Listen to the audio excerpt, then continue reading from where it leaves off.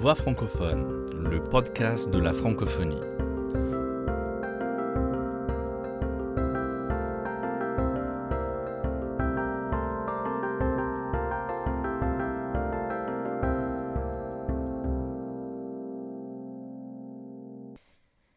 Bonjour à tous, aujourd'hui c'est notre premier épisode d'Au fil des paroles qui est une section spécialement dédiée à la musique où l'on va dans chaque épisode vous parler d'une chanson en particulier, de ce qui se cache derrière les paroles parce que ça va souvent bien plus loin que de simples mots et on vous présentera aussi brièvement l'artiste à chaque début d'épisode.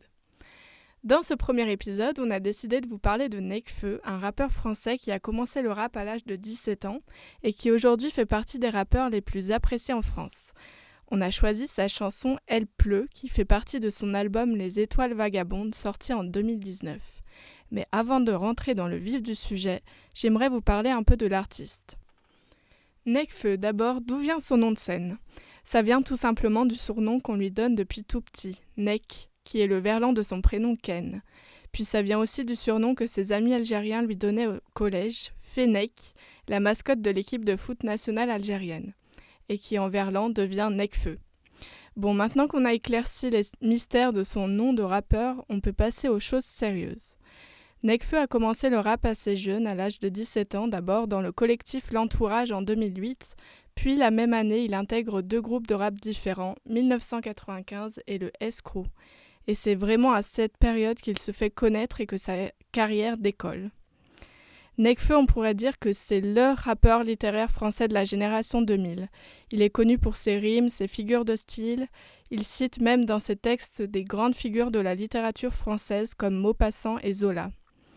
Maître du freestyle, il a fait ses preuves dans les Rap Contenders, qui à l'époque était la première ligue de battle de rap de France et qui a révélé énormément de rappeurs très connus en France aujourd'hui. Si vous avez déjà vu le film 8 Miles avec Eminem, c'est exactement le même genre de battle de rap. Bon, puis ensuite, tout s'enchaîne pour lui. Il sort son premier album Feu en 2015, puis deux autres albums, Cyborg en 2016 et Nos étoiles vagabondes en 2019. Et c'est d'ailleurs dans ce dernier album qu'on y trouve le titre « Elle pleut » qu'on va tout de suite analyser pour vous. La chanson parle d'une rupture amoureuse et met en avant certains paradoxes types d'une relation passive pleine de culpabilité et d'absence. Elle pleut de Nekfeu. Absorbé par un docu sur l'univers, l'insomnie et son fléau, les yeux sur un écran jusqu'à voir fluo. Je regarde par la fenêtre, la lune est verte, plongée au confluent des époques, j'ai jamais voulu m'y faire, elle pleut. Je me fais défier les lois du sommeil, me retourner la nuit au point d'enlever les lattes du sommier, le bruit des feuilles mortes qui raillent le trottoir, mon reflet dans cette flaque, mais je peux plus m'en voir, ça me rappelle trop toi. Quand on se croisait chaque matin dans les transports, le premier sourire avant que tout se mette à dériver, la première blague complice, la première fois qu'on s'est griffé, quand je te regardais dormir et que j'écrivais.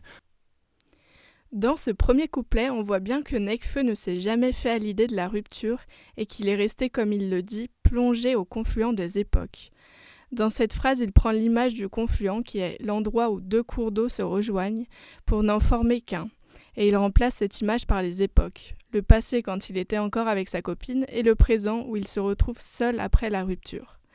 Tout le long du couplet, il nous montre qu'il n'arrive pas à accepter la rupture, qu'il fait beaucoup d'insomnie au point d'enlever les lattes de son sommier, comme il le dit. Puis juste avant la fin du premier couplet, on ressent la nostalgie des débuts de la relation, de son rapprochement avec la fille avant que tout se mette à dériver, et donc avant la rupture. Il était 12h10, j'étais sorti, puis t'as mis tout ça en dessus dessous sans me dire que t'avais toutes sortes d'idées, des doutes sordides. Je t'ai pas croisé dans le bus ce soir, pour t'oublier je m'infligeais toujours plus de taf. On s'est raillé de nos vies tellement brusquement, j'ai l'impression que ta famille me manque plus que toi. Ce couplet-là sonne beaucoup plus dur, notamment parce que Nekfeu utilise des allitérations en T et en D, des sons durs qui viennent rompre avec le premier couplet qui était beaucoup plus doux. Ce début de couplet, c'est le point de la rupture, le moment où la relation tourne vraiment mal. Il exprime les excès de colère de son ex-copine pendant son absence et il est nostalgique des moments passés avec sa belle famille. Pour rattraper le temps, on n'aura pas assez d'un seul siècle. Un nuage crevé jette ses pointillés sur le sol sec. Trop de fierté qu'on aime nier. T'aimerais qu'on reste amis, je préfère être ton ennemi. On s'envoyait des pavés en façade, on ricane. Nos écrans en guise de barricade, on s'envoyait de pavés. Tu me reprochais de partir, voir mes frères avec des airs mystérieux. Vaut mieux avoir des sérieux amis que des amis sérieux. Trop de fierté qu'on aime nier. T'aimerais qu'on reste amis, je préfère être ton ennemi. Est-ce qu'on aura la chance que ça recommence? Ça dépend. Dans ce dernier couplet, il y a un passage intéressant à analyser où il dit « Nos écrans en guise de barricade, on s'envoyait des pavés ». Dans cette phrase, il compare leurs échanges par texto avec les lancers de pavés lors des manifestations. Les longs textos qu'on appelle pavés deviennent littéralement des pavés et leurs écrans deviennent des barricades. Ce moment est vraiment le summum de la rupture et témoigne de la violence qu'il y a à la fin de leur relation et du manque de communication entre les deux. Voilà, c'est tout pour moi. Merci d'avoir écouté cet épisode. J'espère qu'il vous a plu. Si c'est le cas, faites-le nous savoir en laissant une petite note sur la plateforme. Puis on se retrouve très vite dans un nouvel épisode. Merci.